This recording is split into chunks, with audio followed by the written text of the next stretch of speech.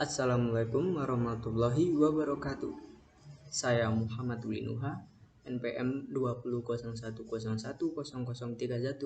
akan mencoba menjawab tugas AAS untuk AIK 4. Yang pertama adalah pandangan bunga dan riba dalam konteks Islam.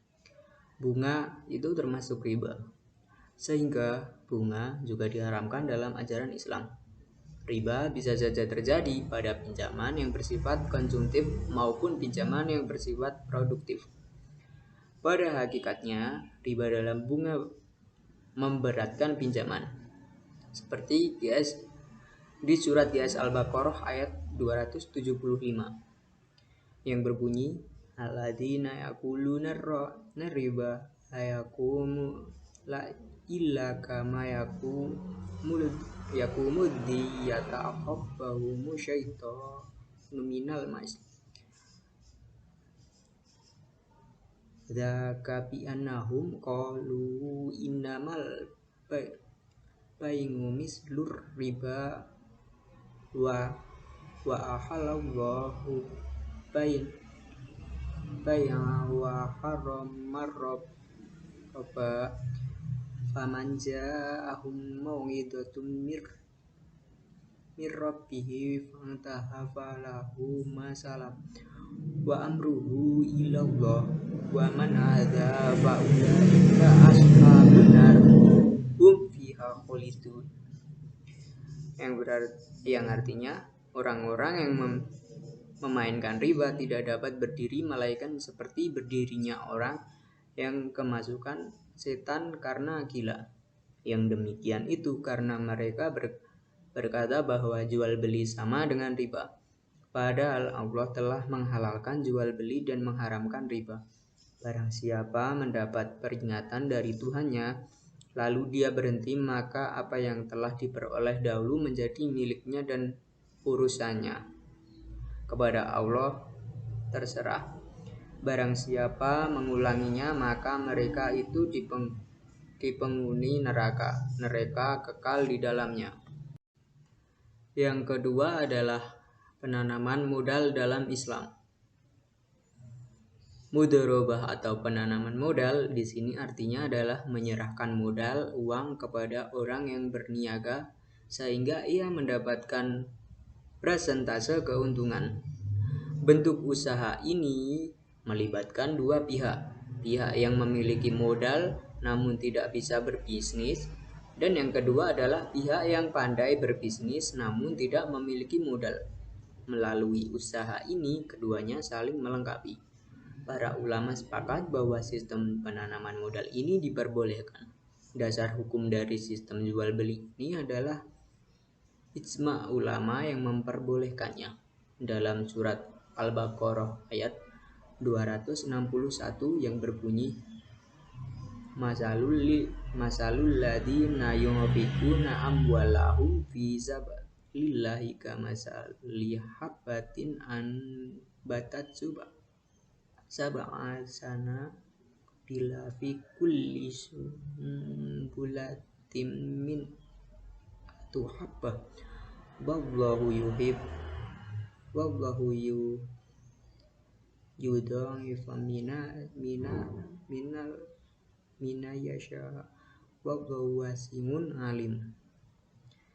Artinya adalah perumpamaan orang yang menginfakkan hartanya di jalan Allah seperti sebutir biji yang menumbuhkan 7 tangkai. Pada setiap tangkai ada 100 biji. Allah melipat gandakan bagi siapa yang Dia kehendaki, dan Allah Maha luas, Maha mengetahui. Yang ketiga adalah kredit konsumtif dan non-konsumtif dalam Islam. Pada pembiayaan konsumtif menggunakan akad murabahah atau jual beli, ijazah, dan qoroz. Pembiayaan produktif digunakan untuk meningkatkan usaha sehingga dapat akad murabahah dan mudharabah. Dalam surat Al-Furqan ayat 67 yaitu waladina idza anfaqu lam yusyrifu walam yaqturu wa kana baina dzalika qawama, yang artinya, dan termasuk hamba-hamba Tuhan yang Maha Pengasih, orang-orang yang apabila menginfakkan harta, mereka tidak berlebihan dan tidak pula kikir di antara keduanya secara wajar. Yang keempat adalah hubungan zakat dan inflasi. Adalah dengan melakukan pembayaran zakat, maka diharapkan agar mengurangi kemiskinan yang ada di sekitar kita. Dalam surat Al-Baqarah ayat 34 yang berbunyi, wa id qulna lil malaikati isjudu li adama fasadahu illa iblis aba wastakbar wa kana minal kafirin.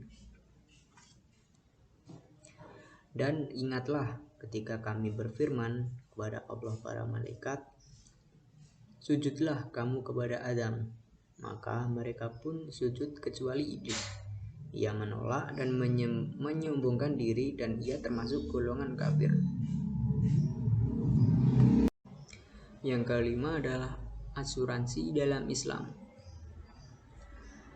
Ketahui bahwa Islam tidak melarang kita memiliki asuransi. Asuransi diperbolehkan asalkan dana yang terkumpul dikelola sesuai dengan syariat-syariat Islam. Hal ini disebutkan dalam Fatwa Majelis Ulama Indonesia atau MUI tentang pedoman asuransi syariah. Asuransi syariah memiliki dasar-dasar yang juga ada dalam hadis dan ayat dalam Al-Quran, yaitu surat Al-Maidah ayat 2 yang berbunyi, ya ayyuhalladzina amanu la tuhillu sya'arallahi wala istahral harama walal hadi ya walal qolada wala amina baital harama wa yabtahu fadlam mir rabbihim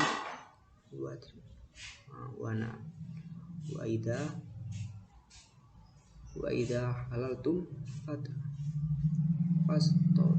fastotu wala tajrimannakum sya'nanu qaumin an sadukum wa anil masjidil harami an taqulu wa ta'awanu wa 'alal birri wa taqwa wa la ta'awanu wa 'alal muslimina wa taqwa innallaha syadidul 'iqab.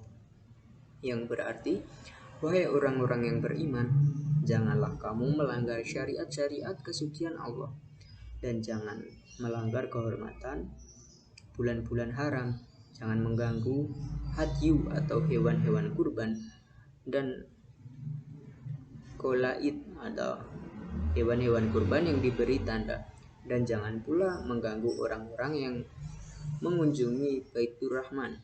Mereka mencari karunia dan keindahan Tuhan. Tetapi apabila kamu telah menyelesaikan ihram, maka bolehlah kamu berburu.